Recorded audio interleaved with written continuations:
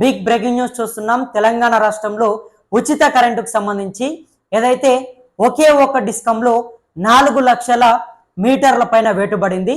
పూర్తిగా కూడా ఏదైతే 200 యూనిట్లు దాటడంతో అదేవిధంగా ఇంకా కొన్ని ఇతర కారణాలతోని దాదాపు 4 లక్షలకు పైగా ఏదైతే మీటర్లని పక్కన పెట్టారు.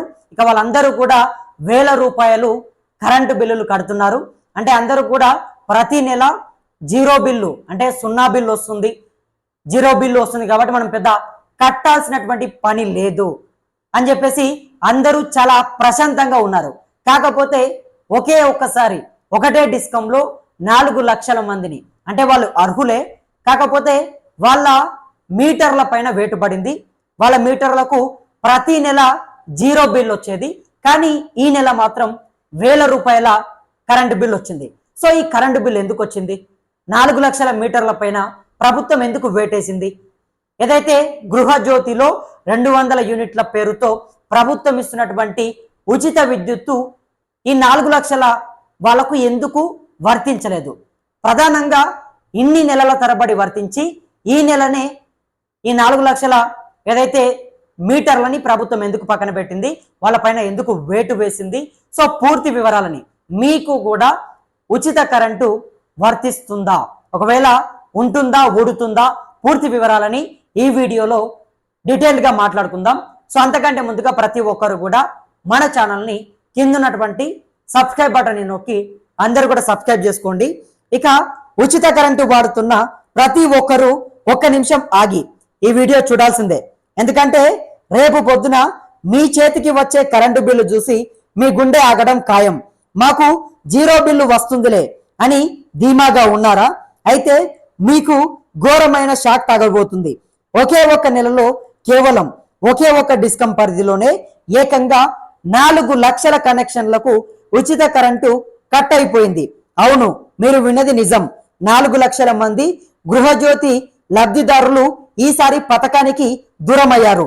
నిన్నటి దాకా 0 వచ్చిన బిల్లు ఈసారి వేలల్లో వస్తుంటే సామాన్యుడు లబోదిబోం అంటున్నాడు. అసలు ప్రభుత్వం ఎందుకు ఒకేసారి 4 లక్షల కనెక్షన్లపై వేటు వేసింది? 200 యూనిట్ల పరిమితి దాటితే ఏం జరుగుతుంది? రేపు మీ కనెక్షన్ కూడా కట్ కాబోతుందా? సామాన్య ప్రజల పక్షాన అసలు నిజాలు ఏంటో ఇప్పుడు క్లియర్ కట్ గా మాట్లాడుకుందాం. అసలు ఏం జరిగిందో అర్థం కావాలంటే మనం ఉత్తర తెలంగాణ విద్యుత్ పంపిణీ సంస్థ అయిన ఎన్పిడిసిఎల్ పరిధిలోని 18 జిల్లాల గణాంకాలను ఒక్కసారి పరిశీలించాలి.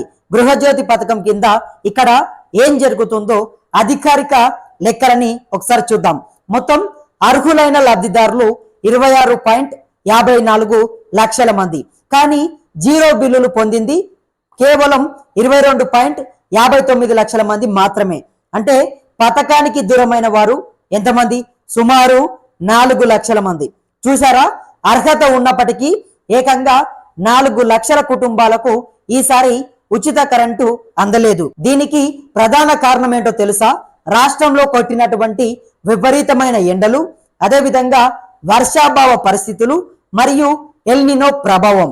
ఎండల తీవ్రత వల్ల ఇళ్లలో ఫ్యాన్లు, కూలర్లు, ఏసీల వాడకం విపరీతంగా పెరిగింది. అంతేకాదు భూగర్భ జలాలు అడుగంటిపోవడంతో ఇళ్లల్లో బోర్ మోటార్లను గంటల తరబడి వాడాల్సి వచ్చింది. దీనివల్ల ఎప్పుడు 150 యూనిట్లు లోపలే ఉండే నిరుపేదల కరెంటు వాడకం కూడా ఈసారి 200 యూనిట్లు దాటిపోయింది. ఇక్కడే సామాన్య ప్రజల నుంచి ఒకే ఒక్క ప్రశ్న వినిపిస్తుంది. ప్రభుత్వం పెట్టిన రూల్ ఏంటి? నెలవారీ కరెంటు వాడకం 200 యూనిట్ల లోపు ఉంటేనే ఉచితం. కానీ 200 యూనిట్లకు 1 యూనిట్ ఎక్కువ అంటే 201 యూనిట్లు వచ్చినా సరే మొత్తం బిల్లు కట్టాల్సిందేనా? మొత్తం అర్హులైన లబ్ధిదారులు 26.54 లక్షల మంది, కానీ జీరో బిల్లులు పొందింది కేవలం 22.59 లక్షల మంది మాత్రమే. అంటే ఎంతమంది ఈ పథకానికి దూరమయ్యారో చూస్తే గనక సుమారు 4 లక్షల మంది. చూసారా, అర్హత ఉన్నప్పటికీ ఏకంగా 4 లక్షల కుటుంబాలకు ఈసారి ఉచిత కరెంటు అందలేదు. దీనికి ప్రధాన కారణం ఏంటో తెలుసా?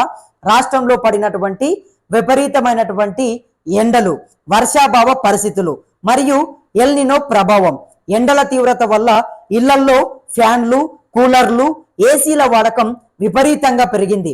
అంతేకాదు భూగర్భ జలాలు అడుగంటిపోవడంతో ఇళ్లల్లో బోర్ మోటార్లను గంటల తరబడి వాడాల్సి వచ్చింది. దీనివల్ల ఎప్పుడు 150 యూనిట్ల లోపలే కాలే నిరుపేదల కరెంటు వాడకం కూడా ఈసారి 200 యూనిట్ల పరిమితిని దాటిపోయింది.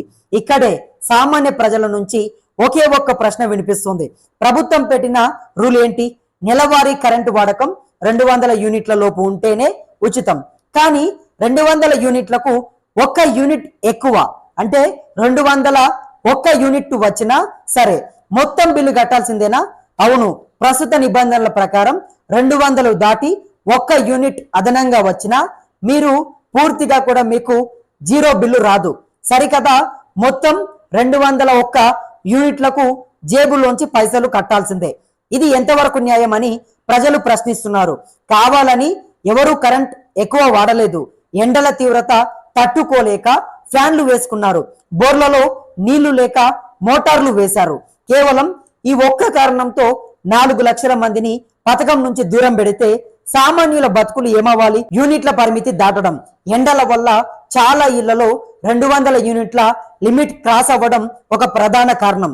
ఒకే రేషన్ కార్డుపై బహుళ కనెక్షన్లు, ఒకే తెల్ల రేషన్ కార్డు నెంబర్ను 1 కంటే ఎక్కువ కరెంటు మీటర్లకు లింక్ చేయడానికి ప్రయత్నించిన చోట కనెక్షన్లు ఫిల్టర్ అయ్యాయి. ఆధార్ కరెంటు బిల్లు పేరు మిస్ మ్యాచ్, రేషన్ కార్డులో ఉన్న లబ్ధిదారుడి పేరు కరెంటు మీటర్ యజమాని పేరు మారడం, లేదా ఆధార్ సీడింగ్ సరిగ్గా లేకపోవడం. కమర్షియల్ వాడకం, నివాస గృహాల పేరుతో ఉచిత కరెంటు తీసుకుంటూ ఆ ఇళ్లలో చిన్న చిన్న వ్యాపారాలు లేదా కిరాయి పోర్షన్లకు కమర్షియల్ తరహాలో వాడుతున్న వాటిని అధికారులు గుర్తించి వేటు వేశారు. ఇప్పుడు ప్రతి ఒక్కరి మనసులో మొదలవుతున్న ప్రశ్న, రేపు మా ఉచిత కరెంటు కూడా పోతుందా? దీనికి సమాధానం మీ చేతుల్లోనే ఉంది. మీ 200 యూనిట్ల ఉచిత కరెంటు పోకూడదు అంటే మీరు వెంటనే కొన్ని జాగ్రత్తలు తీసుకోవాలి. మొదటిది, ప్రతి నెల మీ మీటర్లో రీడింగ్ ఎంత వస్తుందో గమనించండి. నెలకు 190 యూనిట్లు దాటుతుంటే అనవసరంగా తిరిగే ఫ్యాన్లు, లైట్లను ఆపేసి 200 లోపే ఉండేలా చూసుకోండి. రెండోది, మీ కరెంటు మీటర్కు ఆధార్ మరియు రేషన్ కార్డు లీకేజీ పక్కాగా ఉందో లేదో మీ పరిధిలోని విద్యుత్ కార్యాలయంలో సరిచూసుకోండి. ప్రస్తుతం వినియోగదారులందరూ ఆందోళనలో ఉన్నారు. ఎండల తీవ్రతను దృష్టిలో ఉంచుకొని ఈ 200 యూనిట్ల పరిమితిని తాత్కాలికంగానైనా సడలించాలని, పెంచాలని జనం డిమాండ్ చేస్తున్నారు. లేకపోతే సామాన్యులపై అదనపు ఆర్థిక భారం తప్పేలా లేదు. నిజంగానే 4 లక్షల మందికి ఉచిత కరెంట్ కట్టవడం అనేది చిన్న విషయం కాదు. ప్రభుత్వం నిబంధనలు పెట్టాలి, కానీ అది సామాన్యుడి నడ్డి విరిచేలా ఉండకూడదు. మరి 200 యూనిట్లు దాటితే మొత్తం బిల్లు వసూలు చేయడంపై మీ అభిప్రాయం ఏంటి? ప్రభుత్వం ఈ 200 యూనిట్ల పరిమితిని పెంచాలా వద్దా అనేది కూడా ఒకసారి ప్రతి ఒక్కరు కూడా కామెంట్ చేయండి. ఎందుకంటే తెలంగాణ రాష్ట్ర వ్యాప్తంగా ఏదైతే ఉచిత కరెంటు విషయంలో చాలా మంది కూడా కొంత ఆందోళన చెందుతున్నారు. ఏదైతే ఒకే ఒక డిస్కంలో 4 లక్షల మంది పైన వేటు పడింది. వాళ్ళందరూ కూడా 200 యూనిట్ల కంటే ఎక్కువగా వాడారు. అంటే ఎండల తీవ్రత ఎక్కువగా ఉండడము, వర్షాలు పడకపోవడము, సో దీని ద్వారా ఏసీలు, కూలర్లు, వాషింగ్ మిషన్లు, ఫ్రిడ్జ్లు, ఫ్యాన్లు, లైట్లు ఇవన్నీ కూడా విపరీతంగా వాడడం జరిగింది. దీంతో చాలా మంది సామాన్యులకు 200 యూనిట్ల కంటే ఎక్కువగా యూనిట్లు నమోదయ్యాయి. దీంతో ఇక పూర్తిగా వీళ్ళందరి జేబుకు చిల్లుబడింది. వీళ్ళందరూ కూడా ఆ 200 యూనిట్లకు, అదేవిధంగా దానికంటే ఎక్కువ వాడినటువంటి యూనిట్లకు అన్నిటికీ కలిపి పెద్ద మొత్తంలో కరెంటు బిల్లులని కట్టినటువంటి పరిస్థితి. మరి మీరు కూడా ఆ రకంగా కట్టకుండా ఉండాలంటే, మీకు ఆ పరిస్థితి రాకుండా ఉండాలంటే, మీకు నిజంగా ప్రతి నెల జీరో బిల్లు రావాలంటే గనక మీరు చేయాల్సినటువంటి పనులు కొన్ని ఉన్నాయి. ప్రస్తుతం మొదటిది ఏంటంటే, మీ ఇంట్లో అనవసరంగా తిరుగుతున్నటువంటి ఫ్యాన్లని ఆఫ్ చేయండి. లైట్లని ఎక్కువసేపు అంటే ఉదయం పూట, మధ్యాహ్నం పూట, పట్టపగలు లైట్లు వేయకండి. ఇక ఇంకా ఎక్కువగా కూడా కరెంటుని వినియోగించడం తగ్గించండి. ఏదైతే మీ మీటర్లో ఒకసారి ఎంత వస్తుంది ఏంటి అనేది ప్రతి నెల కూడా చూసుకోండి. దాన్ని బట్టి పూర్తిగా 200 యూనిట్ల లోపే. మరి ఎంత వాడినా 200 యూనిట్లు దాటకుండా చూసుకుంటే గనక మీకు ప్రతి నెల 0 బిల్ వస్తుంది. ఒకవేళ 200 యూనిట్ల కంటే 1 యూనిట్ దాటినా కూడా మీరు 201 యూనిట్ వచ్చినా ఆ 201 యూనిట్లకు కరెంటు బిల్లు కట్టాల్సి వస్తుంది. కాబట్టి జాగ్రత్తగా కరెంటుని వాడుకోండి. ప్రభుత్వం అయితే పూర్తి స్థాయిలో కూడా ఒక ప్రణాళిక సిద్ధం చేసింది. అందరిపైన నిఘా పెట్టారు. విద్యుత్తు విషయంలో చాలా జాగ్రత్తగా ప్రభుత్వం అడుగులు వేస్తుంది.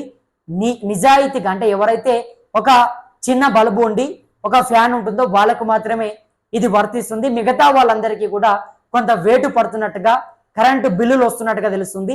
మరి మీ ఊళ్ళో పరిస్థితి ఎట్లా ఉంది, మీ ఇంట్లో పరిస్థితి ఎట్లా ఉంది అనేది కింద కమెంట్ బాక్స్లో కమెంట్ చేయండి.